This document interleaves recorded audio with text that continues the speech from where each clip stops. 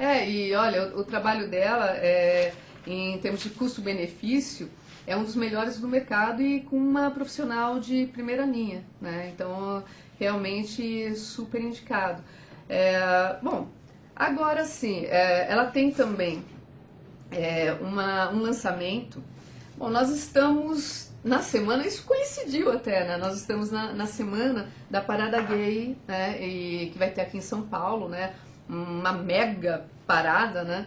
E ela está lançando, ela organizou, aliás, né? O primeiro livro dela aqui até tá Fábulas do Tempo e da Eternidade, né? Tá aqui na mesa, exposto, né? Esse foi o primeiro que ela escreveu. Agora, ela organizou uma coletânea de contos de fantasia, né, de ficção e fantasia, gays. São 15 contos, nem todos, assim, tem autores homossexuais, tem autores bissexuais e tem autores heterossexuais, né, e chama-se literatura queer. A fantástica literatura queer.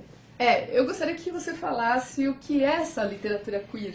Então, a organização é minha e do Robert Pinheiro, né, e com o apoio da Tarja Editorial. A nossa ideia foi fazer um livro de contos fantásticos, de ficção científica, fantasia e sobrenatural, que falasse sobre o universo dos homossexuais, bissexuais. Então, essa é uma coletânea de contos que fala um pouco de tudo do universo de gays e lésbicas. Então, a gente tem contos que falam mais sobre política, sobre religião, sobre preconceito. Como a gente está falando de orientações sexuais, a gente também tem contos que pegam mais pro lado da sensualidade, do erotismo, e dá um panorama geral, assim, de um pouco de tudo do universo gay, né? E é uma coletânea de contos fantásticos, é a primeira coletânea de contos fantásticos de temática gay do Brasil. E você estava comentando comigo que essa literatura queer, ela já é uma coisa bem conhecida nos Estados Unidos, não é? Nos Estados Unidos, inclusive a gente importou o termo do Queer Speculative Fiction, a gente aproveitou o termo queer, que é inclusive um termo que até que tem algumas críticas sobre ele, porque ele foi inicialmente um termo pejorativo, usado contra a comunidade gay, depois foi internalizado pra gente mudar o sentido dele. Eu li o prefácio, né? Como é que é o nome do prefaciador mesmo? É o Luiz Motti, é o antropólogo, que é o fundador do Grupo Gay da Bahia, ele é um decano do movimento homossexual brasileiro, que nos prestigiou com o prefácio dele e vai estar também no nosso lançamento. Ai, que delícia! Bom, o lançamento nós vamos divulgar certinho, mas vai ser sexta-feira agora. E eu vou fazer de tudo para estar presente também, porque já vi, né, já dei uma folheada, né, já vi que tem muita coisa boa nesses livros, já vi que tem muitos autores que eu conheço também, que já são conhecidos, né, bom, o Robert Pinheiro também, que organizou, fofo, é um cara assim muito legal, né, e competente, né, então parabéns aos dois pela organização. Mas eu vi que dentro do livro também tem alguns autores já conhecidos, né, e que também são bons. Não deu tempo, bom, saiu do forno agora, né, os livros, né? Acabou de sair. E assim, tá quentinho, não deu tempo de lê-los ainda, né? Mas eu acredito que seja uma leitura bastante interessante. E, assim, esse queer aí, né, no prefácio, eu estava lendo o prefácio dele, que em 1966 ele estava nos Estados Unidos, né, e ele foi ofendido exatamente, é uma pessoa que tem uns 60 anos, 60 e poucos, né, segundo também o prefácio, e ele foi ofendido por uma pessoa, tipo, you are queer, né, e ele não sabia exatamente o que era, né, e aí começou, né, esses termos... na verdade ele foi chamado de bicha, e foi chamado de uma coisa bem pejorativa, né. Então, sobre esse universo, eu sei que a tua tese de mestrado foi exatamente sobre isso, né? A homossexualidade. Deixa eu falar porque eu estou falando homossexualidade. É porque, assim, é comum, às vezes, assim, pessoas até que são simpatizantes, que querem mais ver as outras pessoas serem felizes da forma que elas quiserem ser felizes, né?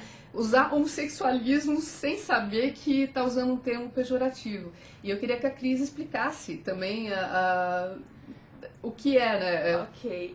Homossexualismo não é necessariamente pejorativo, mas é que era um termo usado. Ismo é um sufixo que dá ideia de patologia. Então, por exemplo, como priapismo. É um nome feio que... Tabagismo. Exatamente. Parece que é um vício, uma doença. E cientificamente já se sabe que a homossexualidade não é uma doença, então é um termo inadequado e se mudou para homossexualidade. Tá, e você fez na tua tese, inclusive... sobre homofobia. Exatamente, e também sobre os gays, né, o fato do homossexual, né, feminino, né, masculino, não ser uma opção. Eu queria que você falasse sobre isso. Por que não é uma opção? Bom, não é uma opção porque geralmente o desejo não é uma opção, né? As pessoas, elas desejam e não optam por isso. A única opção que existe é você ser coerente com o seu desejo ou não. E nisso está implicado você ser feliz ou não, né? Você se satisfazer ou você passar a sua vida se negando, né? Então, não existe, na verdade, nenhuma opção. Mas geneticamente as pessoas já nascem assim? Cientificamente se sabe algumas coisas. Por exemplo, existe um componente genético. Já se viu algumas pesquisas que pesquisaram irmãos e viram que quanto maior o parentesco genético entre irmãos, até gêmeos univitelinos, por exemplo, maior a chance de um irmão ser gay se o outro também for. Mesmo irmãos criados separados. Então tem um componente genético, mas que não explica tudo, né? Então tem fatores genéticos, congênitos, psicossociais, então é uma construção complexa a sexualidade de uma pessoa. E deixar claro que homossexualidade, bissexualidade e heterossexualidade são, na verdade, simplificações, porque a sexualidade de cada um é única, né? A gente tem a nossa própria e é só da gente.